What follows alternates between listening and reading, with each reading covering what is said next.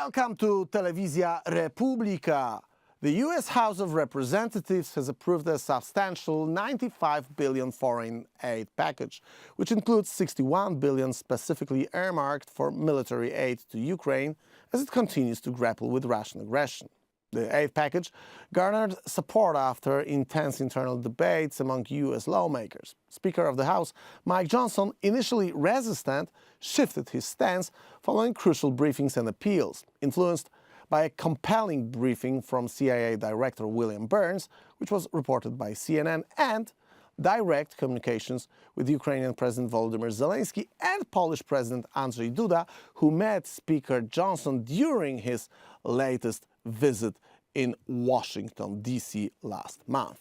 A month ago, exactly on March 12th, I had a very important conversation in Congress with representatives of both the Senate and the House of Representatives, and in the House of Representatives, above all, with the Speaker of the House of Representatives, that is Mike Johnson. And there we talked about the issue of support for Ukraine, this financial package that American congressmen will decide on. And I hope that this support will be given to Ukraine, because today, the help from the United States is of key importance when it comes to whether Ukrainians will have anything to defend their homeland with against Russian aggression. Johnson endorsed the aid measures, citing the importance of supporting Ukraine during a critical time. Despite facing potential political risks, including opposition from his party, Johnson's decision reflects a significant policy shift and a commitment to global democratic stability. The Ukrainian aid package was also a subject of talks between Donald Trump and Polish President last week in New York.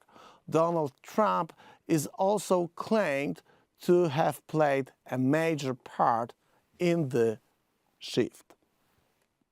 I said that today it is easier to give money because Ukrainians want to defend themselves. They have the will to defend their homeland. So we will have to give them money and equipment to face the Russian aggression, rather than in the future when it turns out that the Russian imperialism, as we are afraid, will spread more and more to Europe. Then it might be, like history teaches us from World War I and II, that American soldiers, American boys, have to go to Europe. And later we have graves of American soldiers who died on European fronts, defending freedom, democracy, all that is important for the so-called Free West. Maybe it's better today that the American taxpayer donates a few dollars to help those defending Ukraine. Passage of the aid is a welcome development for Ukrainian Western leaders. Ukrainian President Volodymyr Zelensky. This decision also sends a strong message to the Kremlin. However, multiple experts cited by AP News caution that while the aid is crucial, it is insufficient alone for Ukraine to regain offensive momentum. They highlight the ongoing need for more comprehensive support to effectively counteract Russian military advances. By the way, if you happen to be a Ruskies supporter in this war, once more you have to look somewhere else than towards the Black Sea. No good news for Ivans coming from there. Ukraine forces reported another successful strike, this time on a Russian naval rescue and repair vessel, the Komuna, near Sevastopol. Well, Komuna is another vessel promoted to status of submarine. As the old saying in Polish goes, precz z komuną, try to repeat it, precz z komuną, which basically means commies go to hell, or, well, let's put it this way, commies go to hell.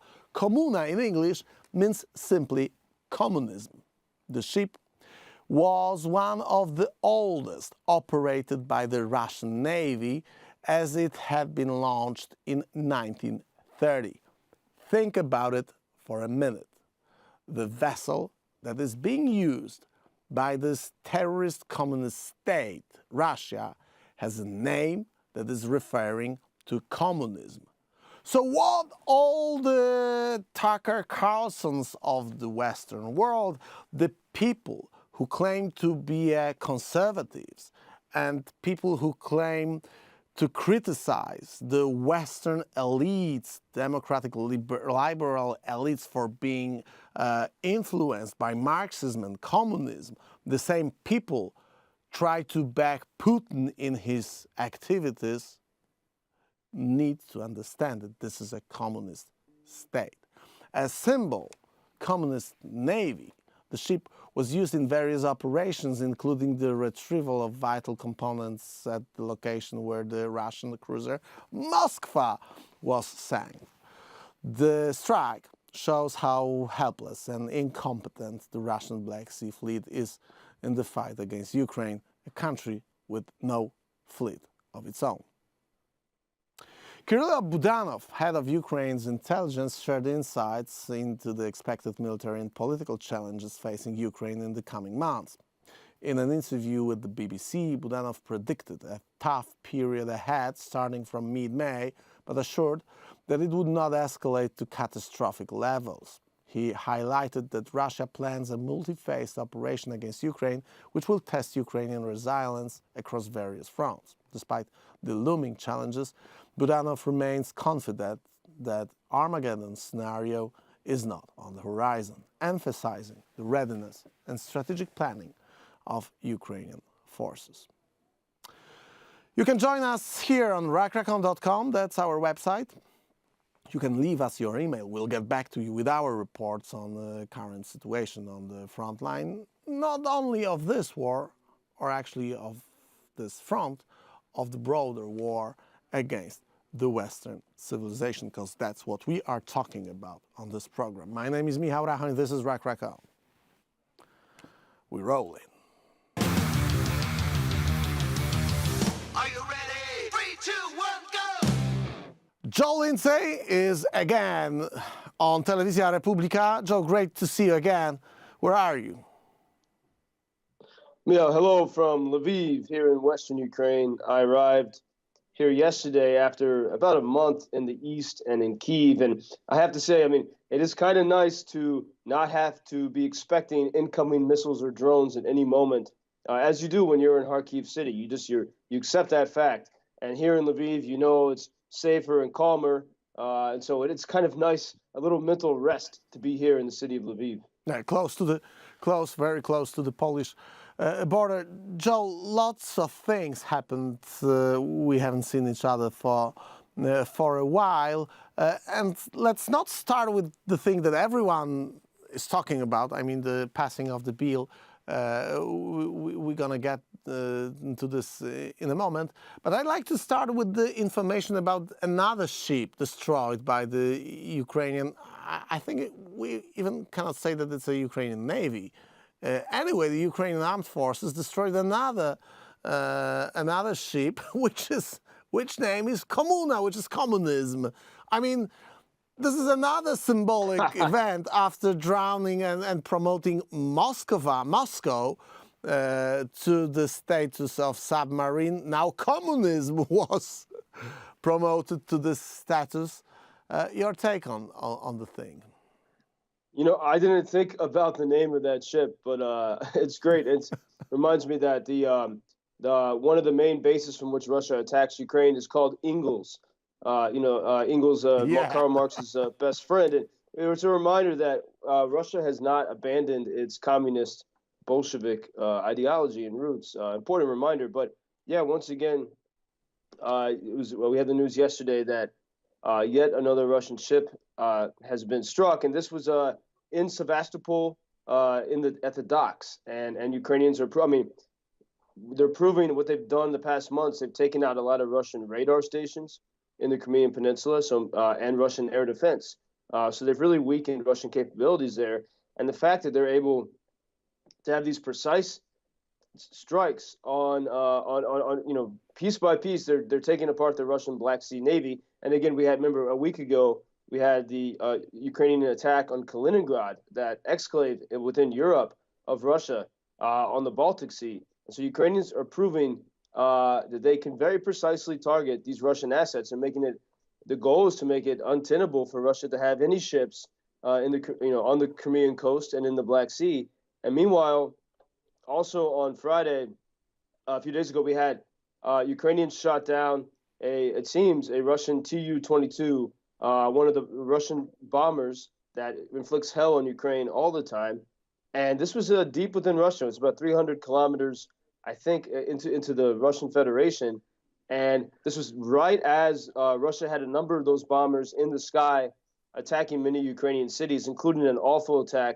I mean, all attacks are awful, but an attack on the heart of Dnipro city, on the Dnipro rail station that killed, among others, an 8-year-old kid. And while that attack was happening, Ukrainians were able to push back and hit and destroy one of those jets during that attack while Russians were hitting civilian places in Ukrainian cities.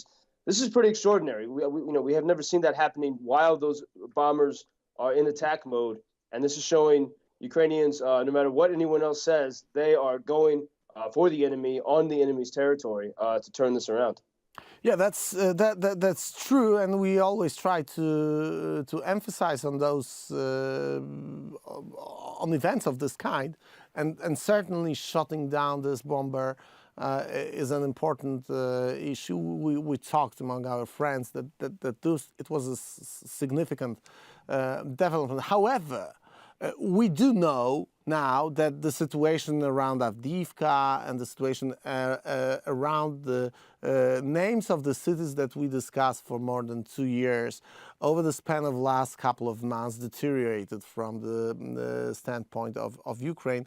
And as we hear, the reason is simple. This couple of months of stopping the financial aid from United States had a significant effect on the front line. And it doesn't only mean changing of the line of the front.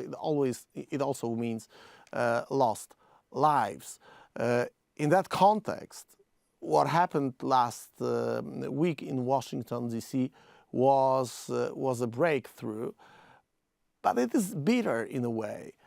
I think. What's your take on what happened?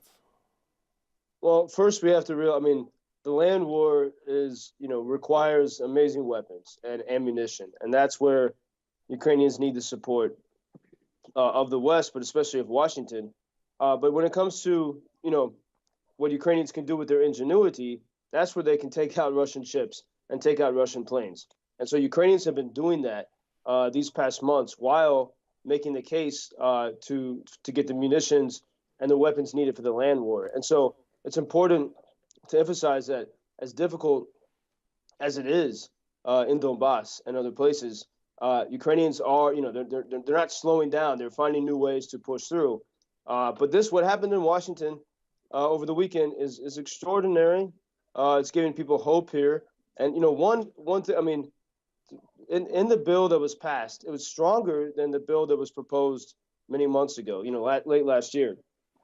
And in fact, I think this is pretty extraordinary, is that Speaker Mike Johnson put in the bill pressure on the White House to send ATACMS, long-range missiles, to Ukraine. The White House has refused for many months to do this, and the bill put pressure on the White House to send the ATACMS.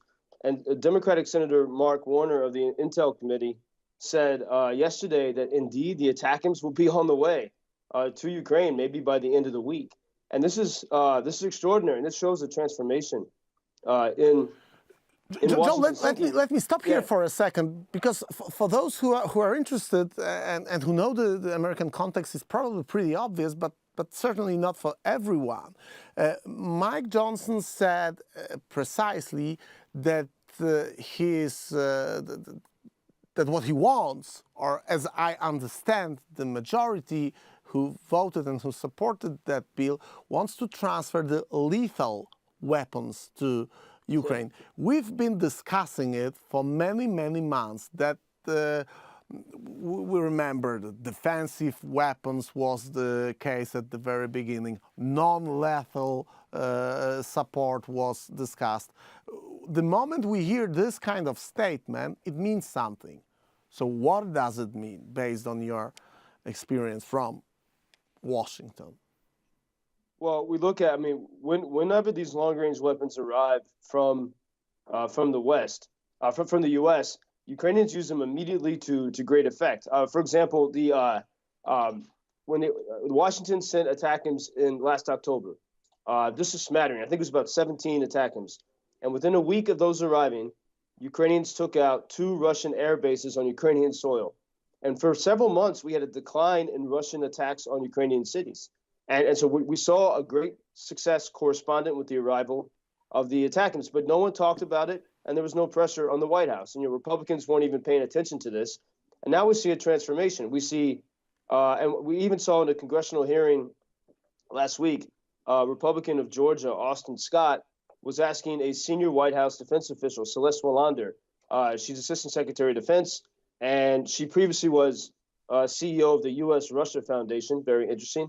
And the Republican congressman from Georgia said, wait a second, Russia is attacking Ukrainian oil, gas, and energy infrastructure all the time. But when Ukrainians respond and hit the Russian infrastructure, the White House publicly chastises them.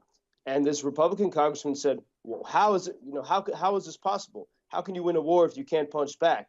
And so we're starting to see maybe, certainly an awakening in Washington. And I think what I hear when I talk to people, what is making this awakening possible? Mike Johnson comes from very conservative district in Louisiana, very Christian district, and Ukrainian evangelicals and Protestant leaders have been meeting. They've been going to Washington and meeting with Mike Johnson and others, saying, "Wake up!" Because when Russians occupy Ukrainian territory, some of the first people they try to silence and kill are evangelical Christians. And I think that this really had an impact on Mike Johnson, the Speaker Johnson, and said, this is a war of good versus evil. And finally starting to break through the propaganda, on so many levels that Russia has convinced Republicans of regarding Ukraine. And so we're certainly seeing a Joe, change. what was the meeting of, because our viewers surely remember our friend Stephen Moore, who was very vocal on this particular message that you just referred to. What was the impact of this kind of message? I would like to ask a question about some other messages as well, but let's start with this one, as Stephen Moore is common guest on our program, and he was talking about it also on Rachon. Well, I mean, Ukraine is one of the most Christian countries in Europe. It's Orthodox, Catholic, and evangelical. The churches are filled on not just on Sundays. And the Russian propaganda has convinced regular Americans that Russia is somehow the bastion of Christianity. And it's not. People don't go, the church attendance is extremely low there, and Russia is bombing churches and Christians in Ukraine all the time. And so this has been obscured by Russian propaganda and trumpeted by people like Tucker Carlson. And once evangelical Christians in particular, in Republican circles, find out the truth about this, they say we have to defend these Christians.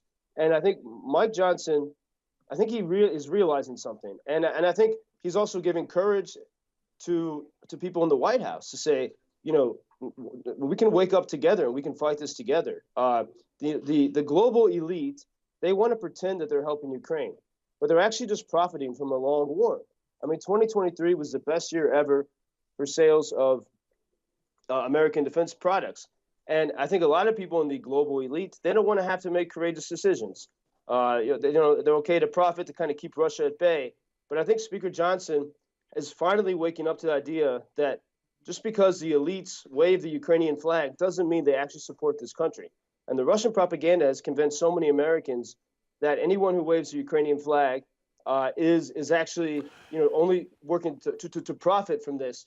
And we're starting to see Ukraine is not a project of the global elite. Ukraine is a story of freedom, faith, and family. And so Mike Johnson, I think, has realized this, and that's why you see in that bill, he said, we're not only going to give life support to Ukraine, we are moving for lethal support to put a stop to the evil that's trying to erase this country, and we're not going to let the global elite profit from this while not actually helping Ukraine.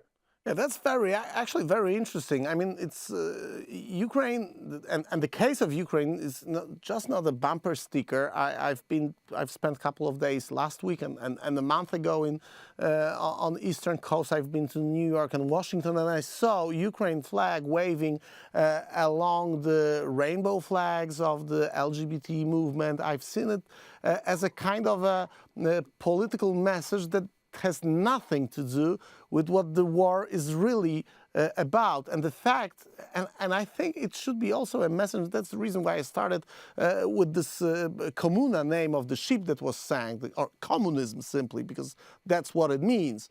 And this should be message understood by the people, but all the Tucker Carlsons of the Western world who are very vocal about the socialist and communist elites. They are pointing to the stupid ideas of the communism of America nowadays or Europe nowadays, because this kind of people exist on the political scene, but they miss the point that Russia is just a simple continuation of Bolsheviks' activity. This is Czechist state. It's ruled by KGB. It means something that the KGB colonel is a president of Russia, and I think that it got something to do with the new communism of today's left, which is waving the Ukrainian flag. I'm glad that they support Ukraine in its fight against Russia, but it's very important to understand the true nature, and I believe and I hope, at least I do hope, that something is going to change as this bill passed the House. Will it change? Because we are expecting that next weeks are going to we're going to see the difference on the front line. What do people that you are in touch with on the front line think about the possible effect of this bill? How long will it take to see the results? Well, Mia, that's one danger here, because the bill is not, it's relatively small and late. And so much pressure has been put on it. It's going to be very easy for the Russian propagandist and frustrated Americans to say, where are the results, very quickly. And I guarantee you we're going to see this. We're going to start to see headlines in a few days saying, why is Ukraine not, why is everything not fixed? It's going to take time. And this is just the first step. And so it's very crucial for Ukraine to show in the next weeks some concrete success, as they have done whenever the HIMARS or attackers do arrive in Ukraine. Ukrainians pretty quickly have good success. So it's going to be very important for them to show something that can give Americans sort of inspiration to say, oh, wait, this does work. We can make a difference. And we see the Russians are very nervous. They're throwing around the nuclear war again. Tucker Carlson on Joe Rogan was trying to call Mike Johnson evil. Listen to the words of Johnson, and how could you even, think of that for a second? But I understand so many Americans are frustrated with the Washington bipartisan corruption regime. They're frustrated with the defense contractors, 20 years of war in Iraq and Afghanistan. But I think Mike Johnson and others are starting to realize those interests, the defense industry and all that, they have not been interested in real Ukrainian victory. They've been interested in a long, profitable war that scares Europe into buying more weapons. And so the opportunity here is to call them out on it. And that's exactly what Speaker Johnson has done in the bill that passed, calling out the corruptioneers in Washington and say, no, we want to win. We need to defend these free people and the idea of freedom and put a stop to prevent this I think from the becoming last a time bigger we've war. heard about the winning as a goal was when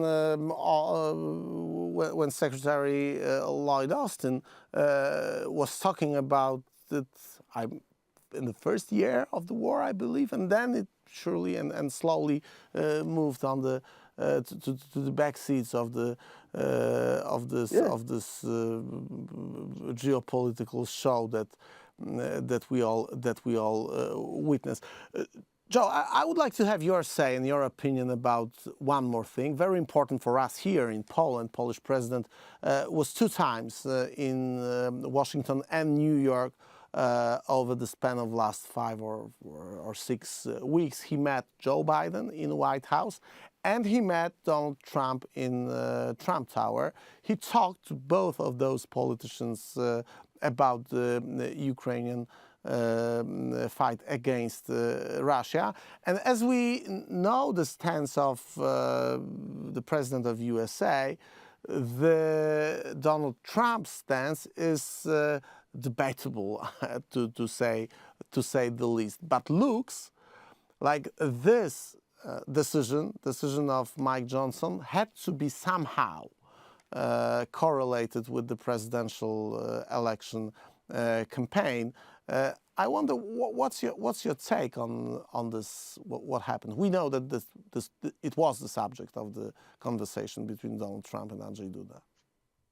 Well, I think we see. I mean, look how Mike Johnson has changed. I mean, it's clear, and I think it shows that if you believe in the idea of freedom and Ukraine and peace, you can't give up. We can't fall into partisan traps and just be filled with hatred and say the other side is evil within American politics. We need to be trying to persuade people and to show them that victory is possible and to give them the arguments so they can show it to their constituents. And so it's important.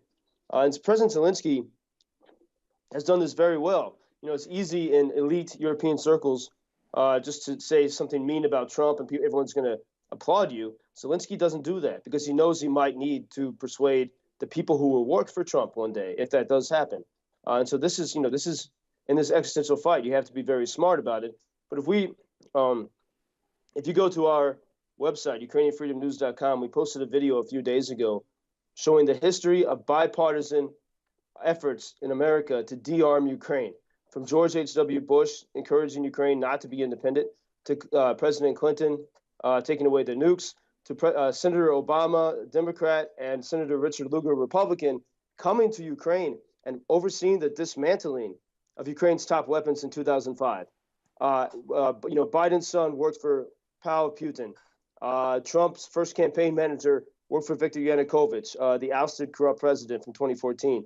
And so we've seen this history of bipartisan sort of corruptioneering and efforts to de-arm the free people of Ukraine. I think part of it's because Washington doesn't want, traditionally, free people to be armed. Maybe a little bit ironic, but they really don't want free people to be armed. And that's when they knew Ukrainians were free and uncontrollable. And we see a clear pattern of trying to get the Ukrainians to cool their freedom down. But maybe now, people who really believe in freedom on the left and the right in America, we've already seen this on the left. I mean, and I see it with every person that comes to Ukraine, conservative veterans from Afghanistan to liberal professors from Harvard. They leave those American partisan politics aside here because they see what this is really about. And so maybe that spirit now can spill over into Washington. And I've long thought that if we can get America to wake up to the reality of Ukraine, it can help us fix our own politics, to make it less nasty, less, more fact-based, more about conversation and finding solutions.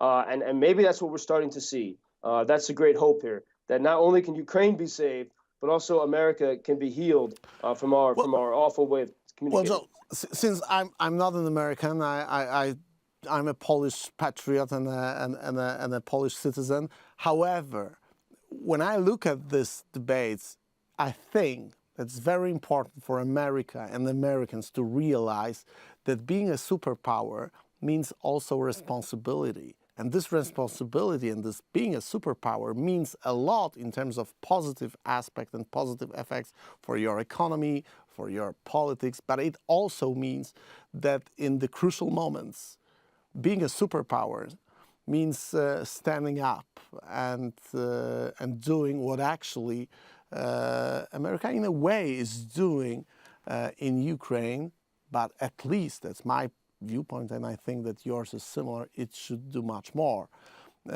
because being a superpower means that this is something that people in other states are referring to. And that's basically the reason for which United States in this part of the world, in Central Europe, in Eastern Europe, is treated so differently than in other parts of even Europe. You cannot earn political points being anti-American in Ukraine or Poland, maybe some minor points. You can build your whole political career in France or Germany on being anti-American. And I think that that's the reason we know how Russian imperialism smells in reality. And America needs to be a counterbalance to this pure communist evil. Joe, thanks a lot for your time. 30 seconds for your fundraising. Thank you. And I say, I mean, if America, we can start to see successes here, we can feel good about being American again, and then maybe we'll start to fix our problems in our cities and at the border. And we can start to cut through the partisanship in Washington that has prevented us from solving our own problems I really think Ukraine can be a wedge there to show us the possibility of how we can make our own lives better. And everyone that comes to Ukraine every American I know is happier here, despite the danger, because it's such a nice society. And I think American could, by keeping Ukraine alive, can actually learn a lot about how to build a stronger democracy back in the USA. Joe, 30 seconds for your fundraising. UkrainianFreedomNews.com. Pretty soon, we'll be going on another mission to Donbass to deliver anti-drone backpacks, and these protect the guys from the incoming Russian kamikaze drones. So we've been focused on this defensive tech. Just imagine once the ATACMS arrive, these guys can go more and more on the offense, but we got to keep them protected behind enemy lines. So we welcome support for these drone jamming backpacks. Each one's about $2,500. They can protect about 12 guys. UkrainianFreedomNews.com. We welcome support there, either tax-deductible donations or via PayPal. UkrainianFreedomNews.com. Our viewers can support it. We strongly recommend it. Joe Lindsley, again, on Telewizja Republika, straight from Lviv, close to the Polish border. Joe, see you soon. Stay safe. Don't give up. Yeah, dziękuję. Dziękuję. Ladies and gentlemen, you can join us on rackracon.com. That's our website and that's our Substack account. You can leave us here your email. We'll get back to you with our reports on what is going on the front lines of the ongoing war against the West. We come back tomorrow. See you soon. Ciao.